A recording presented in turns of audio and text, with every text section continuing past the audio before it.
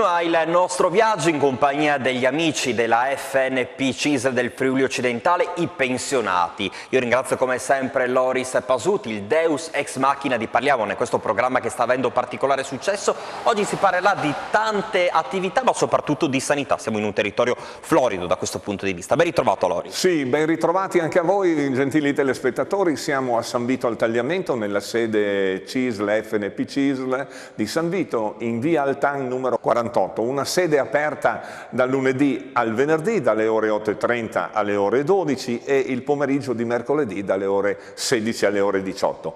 Ma non voglio perdere ulteriore tempo, Alberto, se mi segui ti accompagno a conoscere la squadra di volontari senza dei quali, come sai, noi non possiamo operare. Sono proprio loro che garantiscono il funzionamento della sede. Eccoci. Sono entrato nella sede dove operano i nostri volontari della FNP CISL, uomini e donne, senza le quali noi non possiamo funzionare, questa sede non funzionerebbe. Ve li voglio presentare uno ad uno.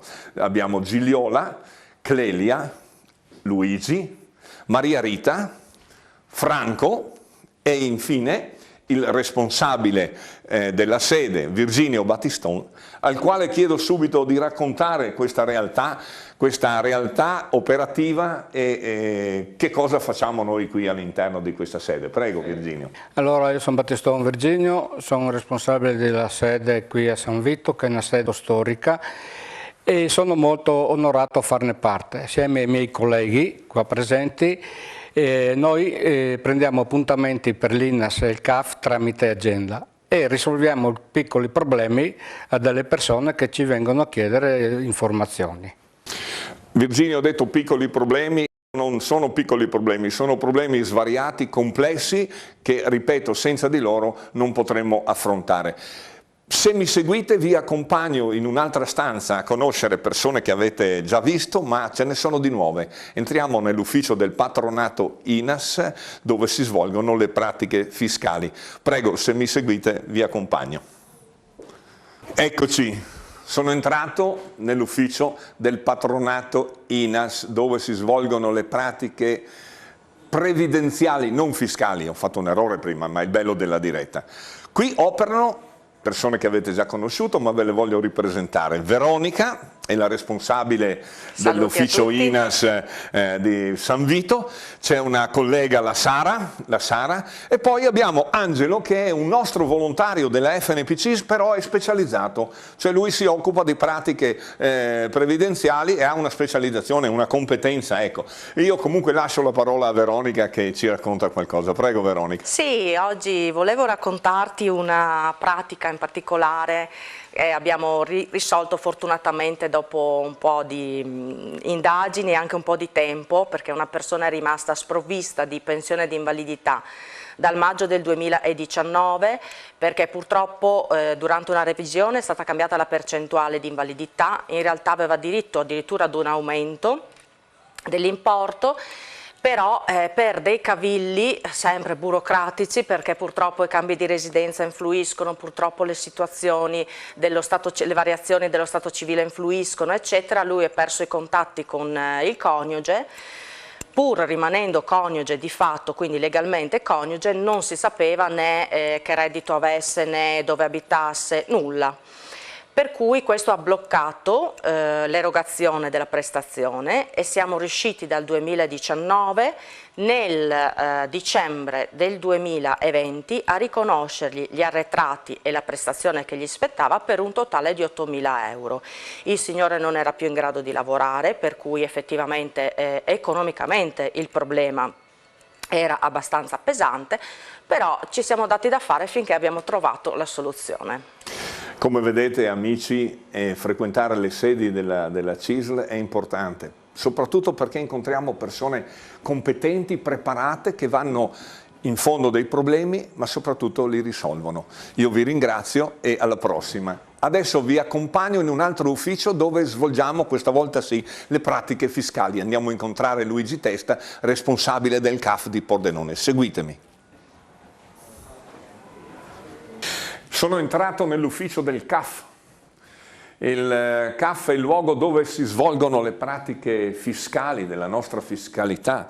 Qui con me Luigi Testa, il responsabile della sede di Pordenone, persona molto competente, al quale cedo immediatamente la parola. Prego Luigi. Grazie mille.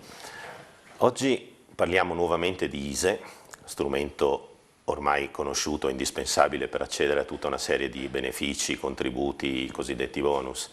Sappiamo che il cittadino per ottenere l'ISEE deve presentare una dichiarazione in cui autocertifica una serie di dati, in particolare quelli reddituali e quelli patrimoniali, e che l'INPS gli restituisce il risultato, la cosiddetta attestazione ISEE, dopo aver ricevuto questi dati trasmessi dal CAF e dopo aver effettuato alcuni controlli preventivi, in particolare proprio sulle banche dati reddituali e dei patrimoni mobiliari, quindi i cosiddetti investimenti, ma anche conti correnti, libretti e dintorni. Può capitare che, e capita in una decina per cento dei casi, che l'INPS restituisca questo risultato, questa attestazione ISEE, segnalando delle omissioni o delle difformità, perché ad esempio il cittadino può essersi dimenticato di dichiarare dei redditi o dei patrimoni, un conto corrente magari cointestato con la mamma, un conto corrente del figlio, cose del genere. In questi casi il cittadino ci deve contattare tempestivamente, perché a questo punto verificheremo se la segnalazione di errore è fondata e quindi procederemo alla presentazione di una nuova dichiarazione per eliminare l'errore. Può anche capitare, in alcuni casi non rarissimi, che la segnalazione di errore non sia corretta, in quanto, ad esempio, il cittadino può aver sottoscritto dei fondi presso una banca e sia il fondo sia la banca comunichino gli stessi importi all'Agenzia delle Entrate. In questo caso il cittadino ovviamente non è tenuto a dichiarare 2 volte gli stessi soldi. Per tutte queste situazioni quindi invitiamo i cittadini a rivolgersi al CAF per verificare la fondatezza dell'errore. Grazie Luigi, come avete sentito siamo sempre disposti ad accogliere tutti quanti, ma soprattutto affrontiamo i problemi con grande professionalità. Ora, se mi seguite, entriamo in un'altra realtà e vi farò conoscere una persona che si occupa di sanità, Marianna Cozzolino. Venite con me. Eccomi, parliamo di sanità, sanità San Vito, secondo polo sanitario.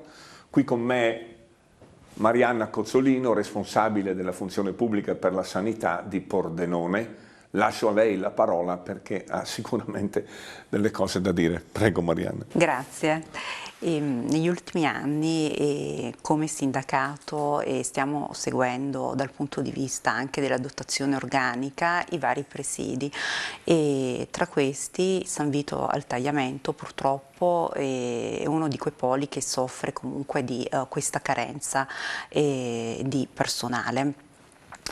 Come sigla sindacale stiamo cercando appunto di presentare quelle che sono le istanze alla nostra direzione, che è molto aperta al dialogo e al confronto insieme anche alle altre sigle sindacali, e ci stiamo muovendo verso una direzione di risoluzione, ma il lavoro è tanto, anche perché a seguito della pandemia non si è altro che esacerbato il discorso della carenza di questo capitale umano. Molti professionisti preferiscono appunto o dimettersi o lavorare in altre realtà, e insieme al direttore generale stiamo proprio cercando di contenere quest'esodo e attraverso anche delle graduatorie che stanno comunque scorrendo, e da lì possiamo attingere il personale. Per quanto riguarda anche il polo di Pordenone, sta vivendo dei momenti drammatici, e anche per quanto riguarda una serie di aggressioni in merito agli operatori sanitari, e quindi le organizzazioni sindacali, la CISL, chiede maggiore sicurezza per appunto il personale che è al pronto soccorso.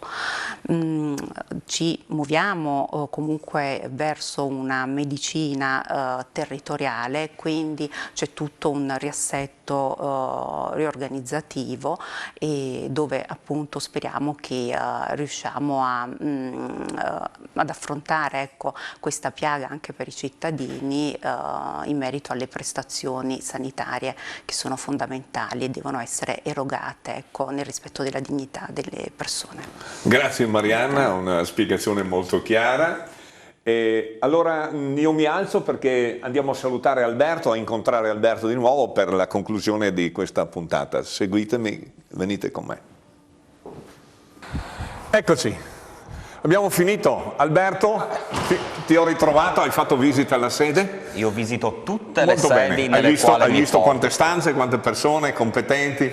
Ma poi è bello, no, Loris, che si Sì. conoscono nuove realtà, nuove persone e soprattutto si analizzano i problemi della gente. Certo, E certo, questo è su quello che questo più è il conta. nostro obiettivo. Termina qui, gentili telespettatori, la 7ª puntata di Parliamone. È stato un appuntamento eccezionale, fantastico. Poi con i collaboratori Alberto e Paolo è un piacere lavorare.